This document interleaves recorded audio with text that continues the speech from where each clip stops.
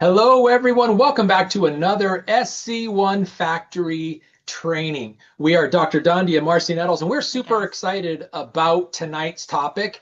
And we're very, very excited that it's being recorded because you're gonna want to go back and watch this over and over again because one of the as I said last week, probably the number one skill that you have to master in network marketing is follow-up.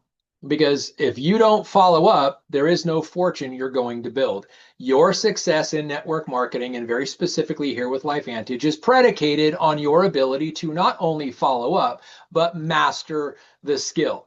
Well, this right here, objection mastery, is a lot of times what you're following up about or why you're following up in the first place, because objections are very common.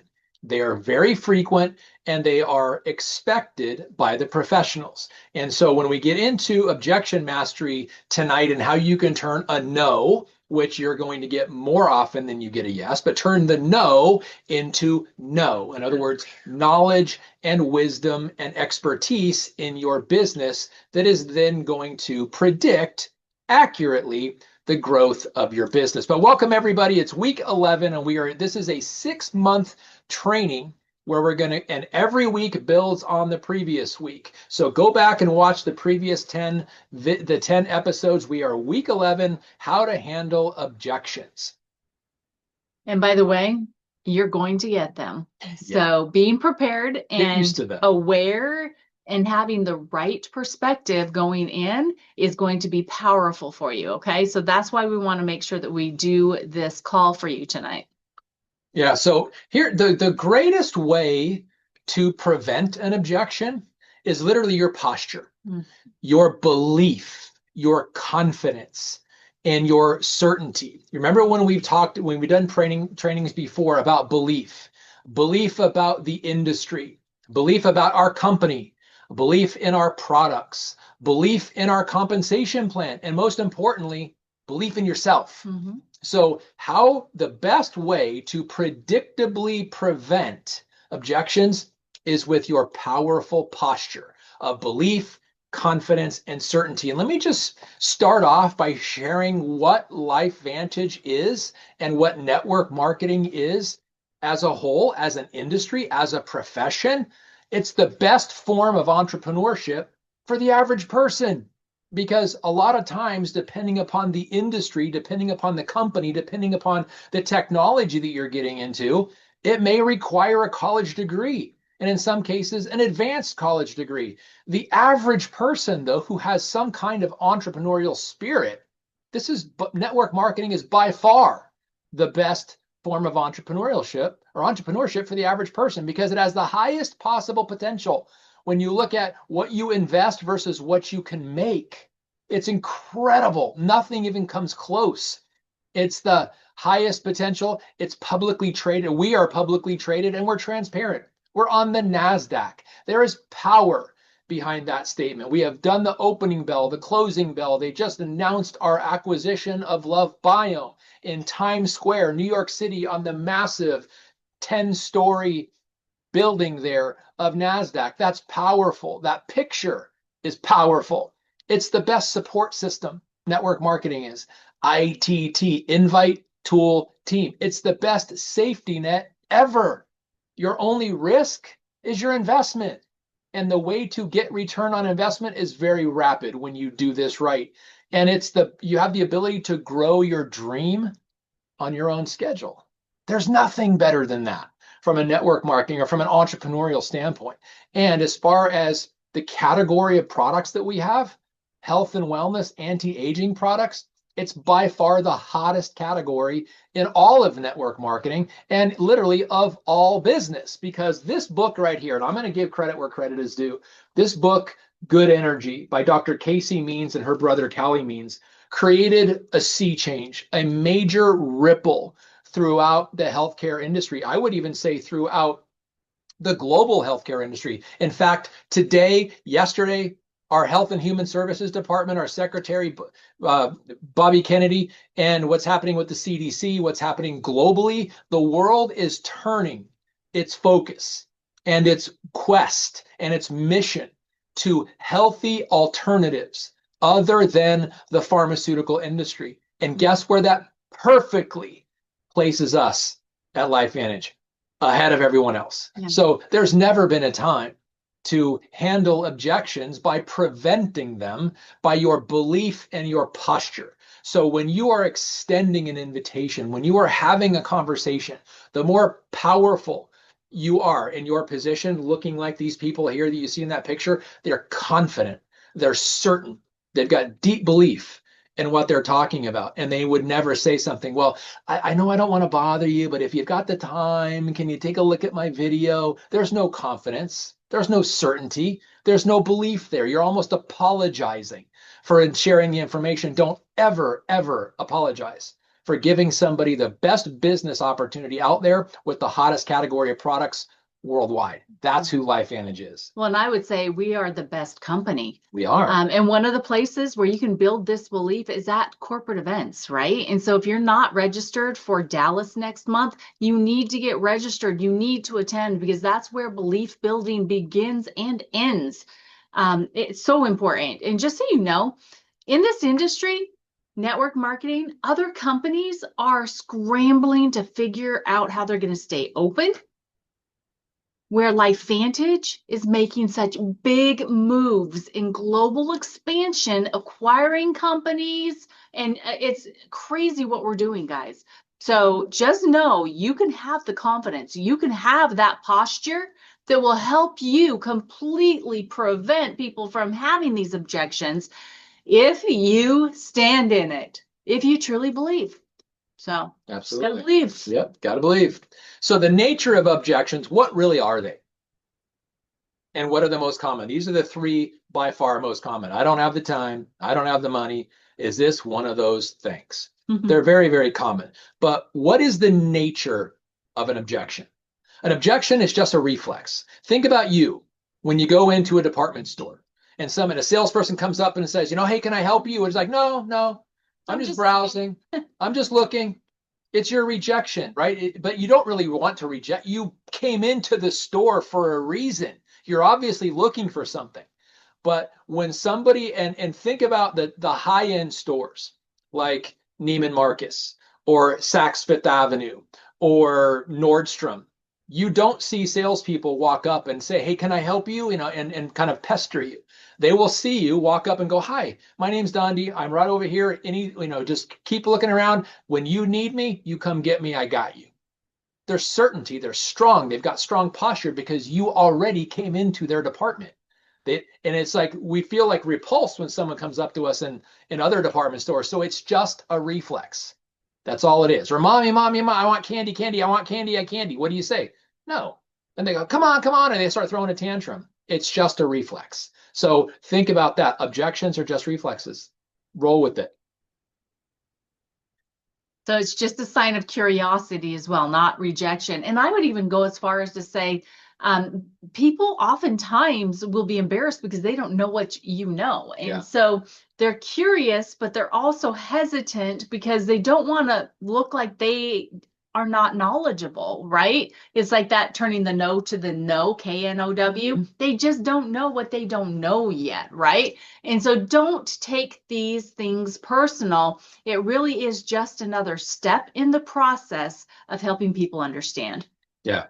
And also don't take their curiosity or the fact they don't know as permission to tell them everything. Because you could just be further driving them away. That's why we have the ITT. Invite, tool. Don't be a tool, use a tool. And then introduce them to your team and let them do all answering of the questions, especially if there's objections. And asking them to join you. Exactly. So the people closest to you, and here's the unfortunate but reality of network marketing, the people closest to you, your family, your friends, your parents, your siblings, the ones who know you the best, they're going to judge you first, and they're going to judge you most harshly. They're going to say things like, are you serious? Are you stupid? That's a pyramid scheme. You're going to go to jail. And they say those kinds of things because they can get away with it. You're not going to you can't unfriend a family member, right? You can block somebody on Facebook, but you can't do that with your family. And they know that. And they don't do it intentionally. Here's the thing. They love you. It's really a sign that they love you and they're just coming from a place of ignorance and they don't want you to make a mistake or what they interpret to be a mistake. But when you predict it, it is what it is. And it's only because they know your past, not your future. And they certainly don't know what you know about these products. It just is what it is. You know, and when it comes to your siblings, it also determines like where you fall in the order. Mm-hmm. You know, so if you're younger, your older siblings think that they're looking out for you and they're trying to protect you and all this kind of stuff. But again, it comes down to they don't know what they don't know. You know something they don't. So don't take it personal. However, don't ruin relationships over it. Right. I'm the oldest. Neither one of my siblings do anything with us. They think I'm crazy. And I'm the oldest and the one who's the experienced one, but apparently not. So don't worry about it. It is what it is. So be prepared for your family and friends to judge you the harshest. And so kind of look at it this way. Just reframe the entire thing. Objections are simply buying signals because they already watched what you sent them. They're already in the funnel. So it's just a buying signal. They don't object to things they don't care about. They just put up that reflex or that wall to buy themselves time so they can look at that tool you sent them. Because here's the thing, you don't want to give them the information. You want to give them the tool that contains the information, because they're going to, if you don't give them tools, they're going to go look on the internet. They're going to go look on Google, and they're going to go do whatever they're going to do. And now you're going to have to object to that. Don't do that. Keep control of your business. I would say, go ask ChatGPT what it thinks about Protandem NRF2. Yeah, and include a link to your website and your contact page or your product page. And ChatGPT loves Protandem NRF2 Really? and all of our products. Yeah, absolutely. We do extensive searches with it. All right, so the top 10 objections in network marketing companies with anti-aging and wellness products. So guys, we're going to break it down for you. We're going to tell you what the objection is, and we're going to help you understand exactly what it means as we go through these 10. Yeah. So the most common is, I don't have the money. We hear that all the time. Really what they're saying is they don't yet see the value compared to the cost, or their health is just low enough of a priority that it's not in their budget. And a lot of times we can see them, and not being judgmental, but 75% of US adults are overweight or obese, and they are not making their health a priority. So it's everywhere. It's prevalent. But it has nothing to do with you. No, nothing. Right? Remember, every objection has nothing to do with you. It has everything to do with the person you're talking to and their understanding their beliefs and how they value their wellness. So don't take it personal. Number 2, I don't have the time. Okay, guys. So the translation here, they're overwhelmed already. They just have a lot going on and they don't believe that this will fit their lifestyle without extra stress. And so what you can do to really help them understand that they can do this too is make sure that you don't do everything. Make sure that you're not the one that is answering all their questions and telling them about everything. Because if you do that, you're going to make them think that they have to know everything that you know in order to be able to be part of this opportunity, where in reality, that is false. And by the way, if you don't know this, that's false. You don't need to know everything. Yes, as an entrepreneur, as a business owner, you do need to educate yourself and you do need to, as you go along, learn. But we start with this on-the-job training to where you want to make sure that every single time you're talking to a prospect, they open their mouth and they have a question, you find a tool that can answer their question. Or if there's not a tool, or if it's time to introduce them to team, you bring on a mentor, whether it's crossline, upline, whatever it is, to be able to answer those questions best for your prospect. And then they're going to be like, oh, wow, you didn't have to do anything but connect us. It's like, if I do this, can I have their phone number too? So you're really helping them understand that they can do this and that they can have the time. Yeah. And one of the things when you get objection is simply go back at them with a question. Like in this one, the first one, I don't have the money. Well, how much money do you think it takes? And then wait for the answer. And then whatever they say, think about this. Have you ever heard of the NASDAQ? Publicly traded companies on the NASDAQ? Do you think $200 for starting an international business with a NASDAQ company that has the most powerful products of what people are looking for today, do you think that's too much money? And then just maybe they just don't understand. Or when they say, I don't have the time, how much time do you think it takes? Could you spend 15 minutes a day sending out a couple of videos to people that are looking for better health? We know people are. Could you find 15 minutes a day? And you literally just disarmed their objection. Mm-hmm. And now you'll know what's really behind it. And ask the question, how much money do you think it takes? How much time do you think it takes? Because a lot of times they make an assumption they don't really know. On that, I don't have enough money too. It's like, this time of year, everyone is looking for ways to have more tax deductions, right? Everybody is looking for that. And so you can even say, when they don't have more money, it's like, hey, well, everyone else that I know is looking for ways to have tax deductions for 2025. Are you the same? Because having a home-based business is going to give you a lot of tax deductions. So you're going to actually be able to keep a lot of the money that you're making, that you're naturally going to be or normally going to be turning over to the IRS. So there's a lot of different ways that you can handle these objections. So that's 3. Where the no turns into no. So is this one of those pyramid things? This is very, very common, right? So they're literally what they're saying is they're skeptical, or they're ignorant about the business model, and they just want to know it's legit. It's like, well, I sure hope not, because we're a publicly traded company. I've never heard of the NASDAQ endorsing a pyramid scheme. And we've got scientific peer-reviewed papers in some of the top medical journals in the world, and I've never seen a medical journal publish something on a pyramid scheme. So I sure hope not. And then just, kind of throw it back at them with some levity. Because there are a lot of times they're though. I mean, on this one, it's really interesting because in that question there, is this one of those pyramid things? It doesn't say scheme. No. They just might be wanting to identify, hey, is this one of those business opportunities, right? Mm-hmm. So don't ever make assumptions either. What do you mean by that? Don't assume. Yes, ask for clarity on what they're asking you. Yeah. Yeah, because it is one of those pyramid things, and I'm so glad it is, right? So number 4, I need to think about it.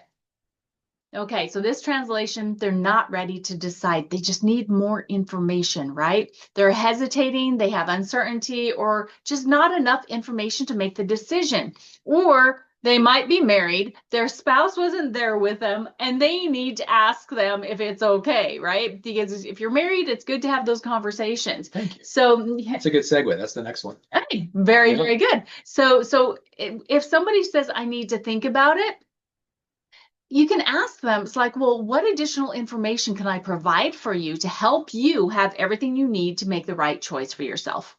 Yeah. So what additional information do you need? Yeah. One thing I do about this, when someone says, I need to think about it, it's like, well, I would hope so. Because most of the time, impulsive decisions end up in buyer's remorse. What additional information would you like? I love the fact you want to think about it. You should think long and hard about it. What information do you need? And just because the thing is, don't object or don't argue, agree everywhere you can, or ask a question. What do you mean by that? What do you need? I don't want you to I want you to think about this. Don't make an impulsive decision. So I want to talk to my spouse or family first. That's great. I would love for you to share this information with them too. The more you know, the more you can help them. What kind of information would you like to take to them? But what they're really saying is they just don't feel empowered to make the decision alone, and they want outside validation. That's perfectly acceptable and actually best case scenario, because not only that, you get someone else's approval or someone else's buy-in, or a bare minimum, you now have an opportunity to show an opportunity presentation to someone else.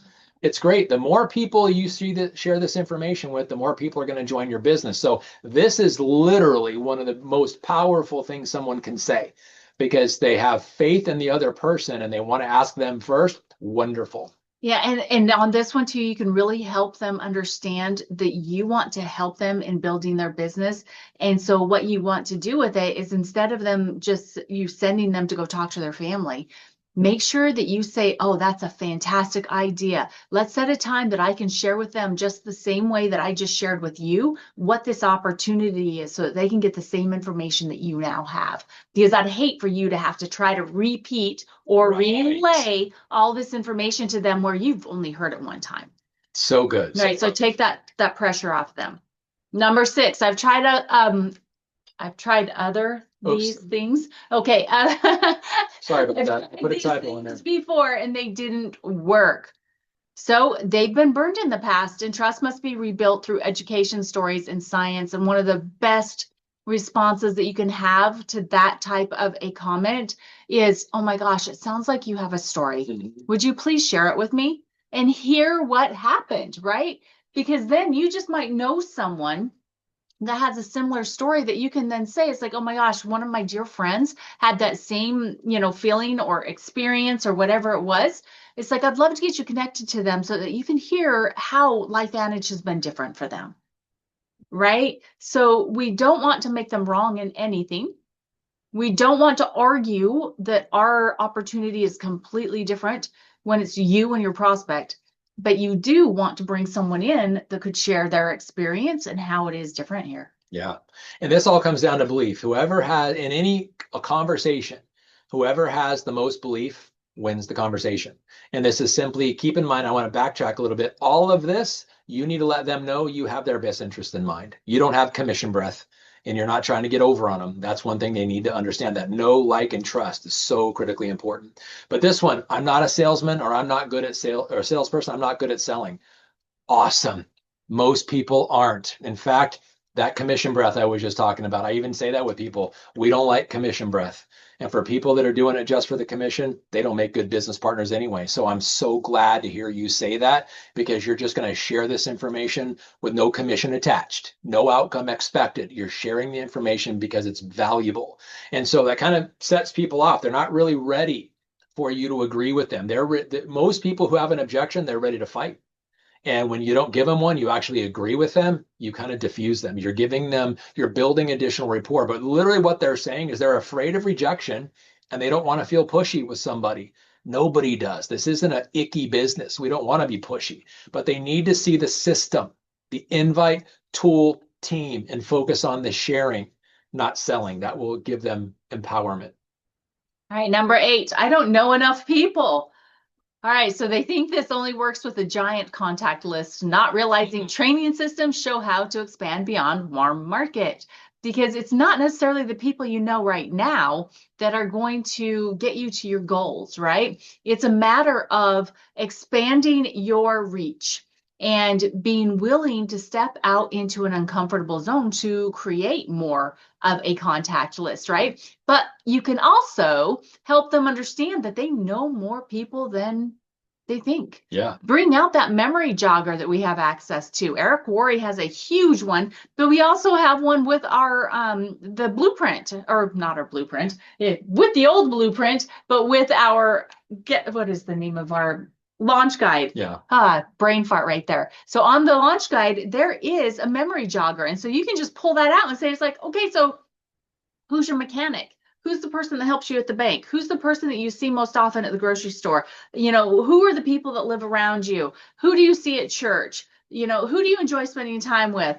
All the different things, all of those things, and just have them list those people out, and they'll see that they know more people than they were wanting to admit. And then you can open up their phone and show them their contact list, how many hundreds of people are in their contact list, or if like us, thousands and thousands of people are in their contact list, right? So we just help them see that they do know more people than they think. Absolutely. Always, always, always. So it's too expensive. Now that it's what they're translating is they are comparing it to cheaper, lower quality products, probably something they saw at Walmart or something like that, or they don't yet see the value of cellular activation and anti-aging benefits compared to the price, or they don't understand the network marketing as a business and the ROI behind it. Well, one thing I will tell you, both of those things right there are changing, because as I said before, this book is changing everything. It's getting people truly to look at it. One thing that we have over everyone else is activation. We are not another supplement company. There's a multitude of those. We are the only activation company right now. And that once others, we will always be first. It's very, very much beneficial to us to keep sharing this information. But what they're saying, when it's too expensive, they're comparing it to something else that they don't already see value in. Keep pushing, keep sharing. And we don't want you to be pushy. Yeah, don't be anyway. pushy. Keep sharing. That's why yeah. In the ways that we shared with you last week. Okay, go back to that recording if you have not seen the follow-up training. So number 10, I'm not sure this is for me. So the translation here is more than likely they've got fear. They have fear of rejection. They don't have low belief in themselves. Maybe their confidence is not high. Maybe they've been told that, maybe they don't think they're worthy of success. There's so many different things that could be happening here, right? So fear of change or stepping out of their comfort zone is what they're thinking. They're unsure about personal fit more than product or opportunity. They're looking at themselves from how they believe in themselves, really. Mm-hmm. And so we just want to help them understand that it's like, you're not going to be doing this by yourself. It's like you may not think that you have the education or the expertise or the wisdom to be able to do this type of business, the experience. But the beautiful thing is that we work as a team. And so there's going to be someone on the team that is going to be able to bring in the education, be able to bring in the product knowledge, be able to bring in the skills, and be able to help you learn those things along the way. So you're not doing this alone. We do this together. Yeah. And one thing I'll add a little asterisk here in my own personal experience, every time I've got this particular objection, what I have found is I gave them too much information too soon.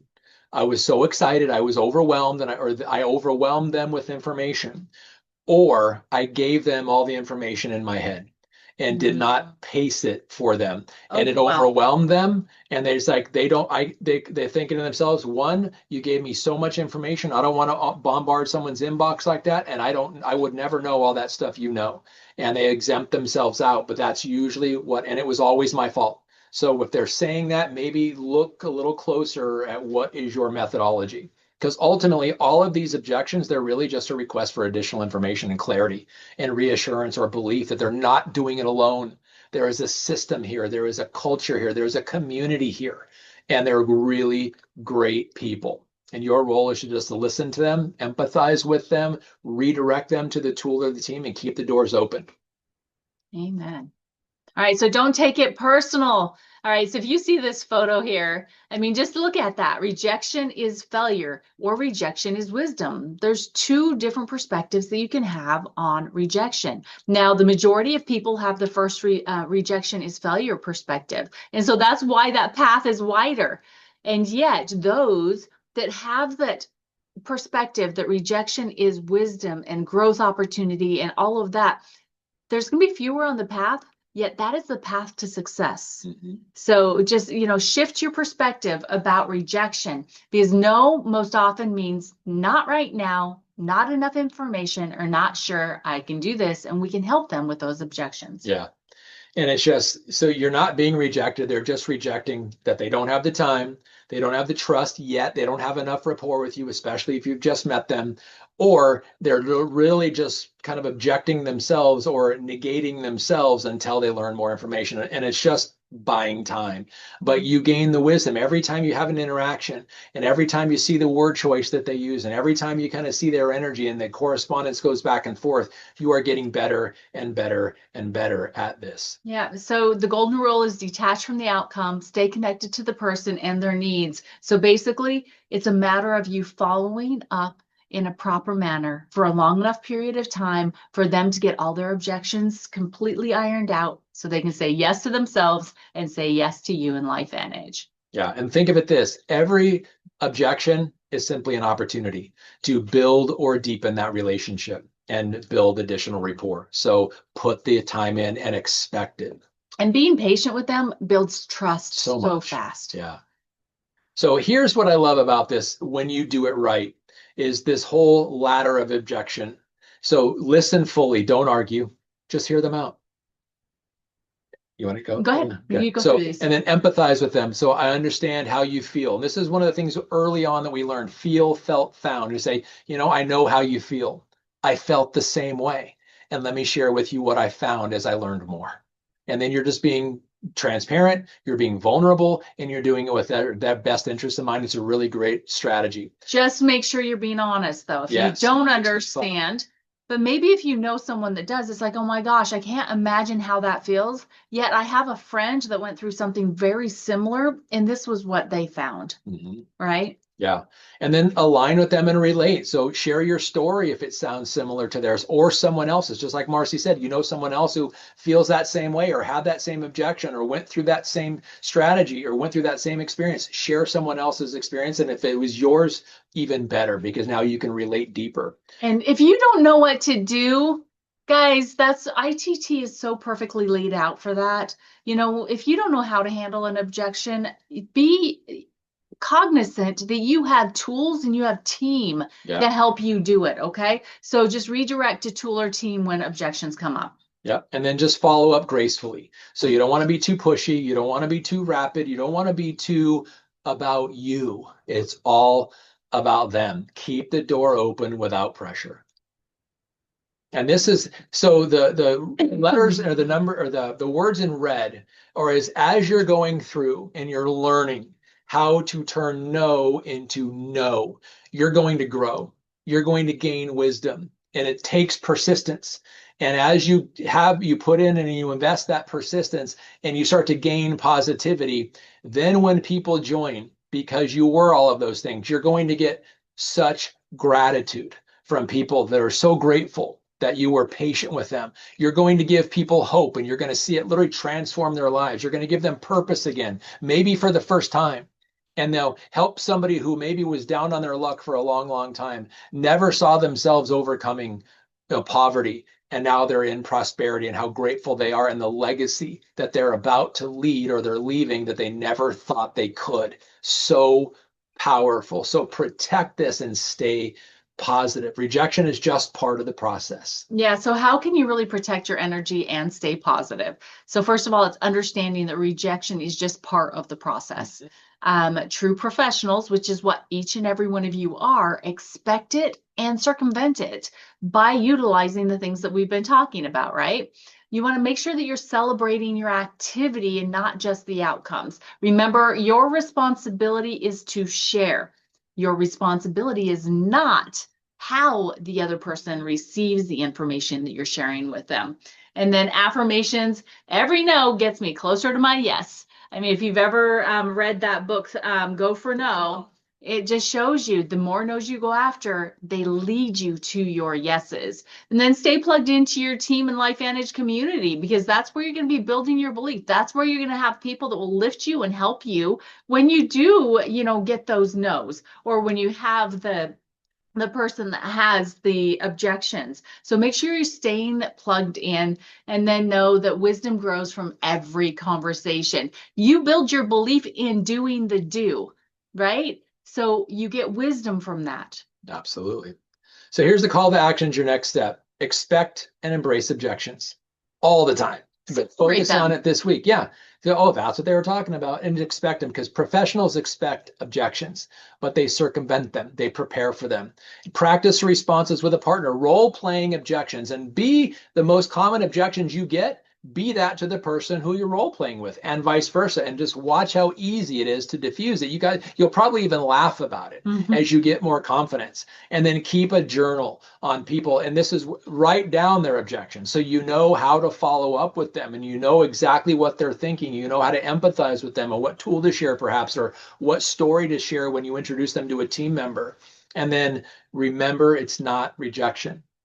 It's just redirection based on a reflex that they have. Ideally, they're buying themselves more time, but just know that in advance and prepare for it. And you're also helping them learn and grow and learn what, they didn't know in the first place. Exactly.